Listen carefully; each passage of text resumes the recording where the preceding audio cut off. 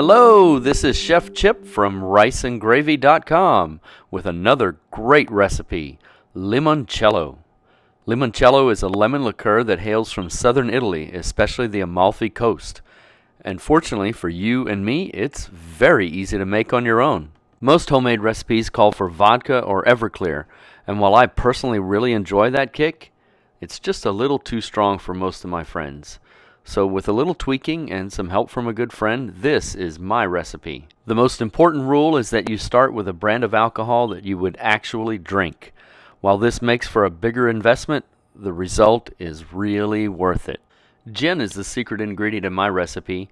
Among other ingredients, juniper berries are what give gin its unique flavor, and as with other foods, that flavor works really well with the lemon and comes through in a very subtle way that my friends can never quite put their finger on. It's especially important to use organic lemons.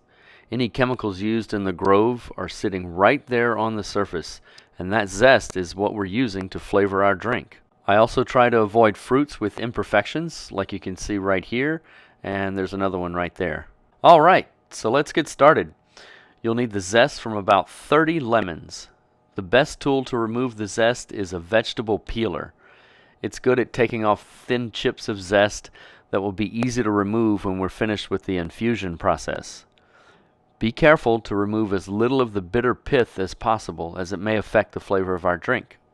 And removing the zest from all those lemons will take a while. So just take your time and be careful not to... Oops, yeah, that hurt.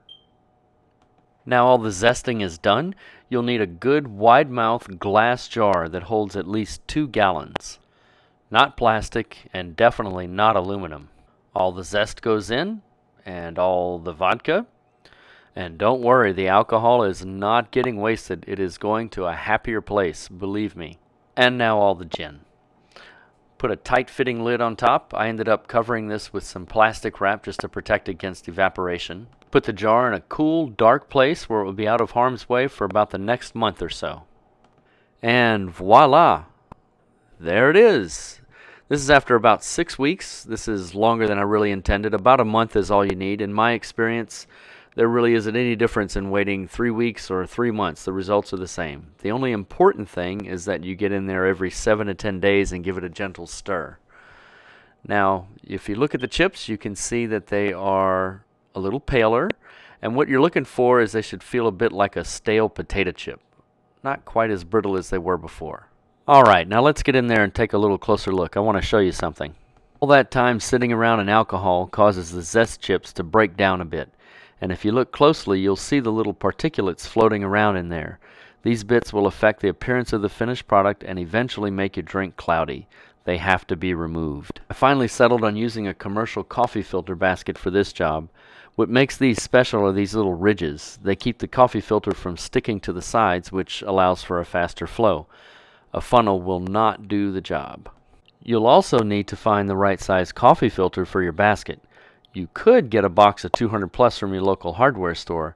They're pretty cheap, but it's a lot of waste. I found it a lot easier to pay a visit to my local Greasy Spoon and ask them to give me a few. The filter clogs pretty quickly, so you're going to go through at least 4 filters. Be patient. This process takes about an hour.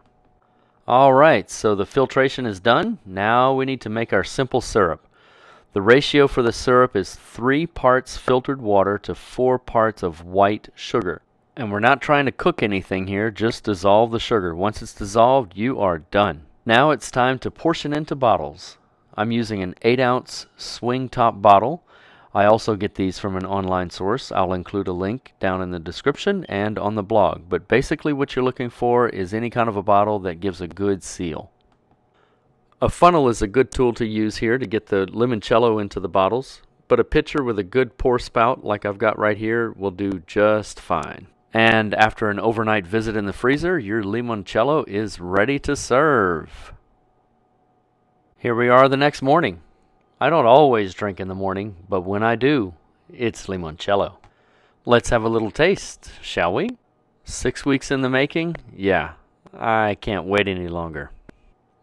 Beautiful color. Look at that. Bottoms up. So smooth. Well, there you have it.